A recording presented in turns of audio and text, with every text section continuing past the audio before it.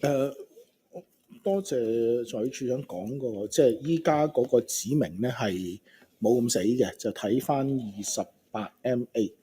咁但係我想了解更加清楚就係原本個指明格式，即係呢個寫法 prescribe 定得好死，唔係原本個定名格式嘅 prescribe 嗰個字眼定得好死，可唔可以具體講俾我哋聽個差別好嘛？好啊，助理處長。好，咁而家咧嗰個 prescribe form 咧就喺我哋嗰個塑膠購物袋嗰個附例嗰度咧係列明晒一個表列嘅，例如就話交罰款要用繳費靈啦，寫到明例如要用網上銀行繳費啦，跟住又可以用呢個繳費嘅電話理財啦，即係寫得好清晰嘅其實，咁而係冇寫到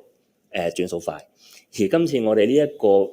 嘅修訂咧就係想加入轉數快，或者將來再有一啲新嘅電子支付方式喺社會出現嘅時候，我哋都想加嘅時候咧，就唔需要再每次都上立法會啦。咁所以我哋又將呢個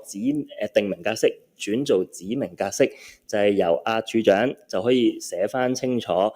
因應社會嘅變化咧，就有唔同嘅支付方式。咁其實我哋主要咧都會參考翻現有嗰個定名格式個表，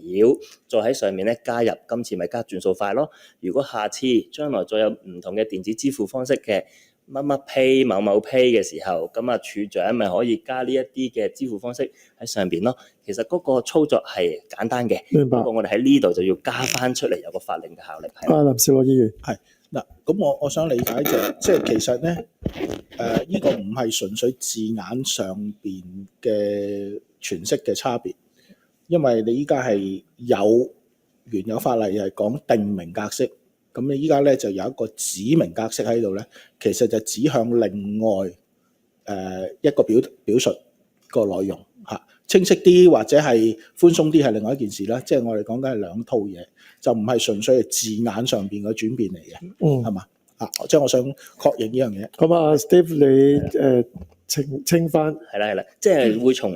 定名格式一個形式叫定名格式啦，就喺法例就寫死咗噶啦。咁就轉化做一個新嘅形式，我哋就叫做指明格式。咁就係處長將來就可以根據實際情況就列出咁樣嘅意思係。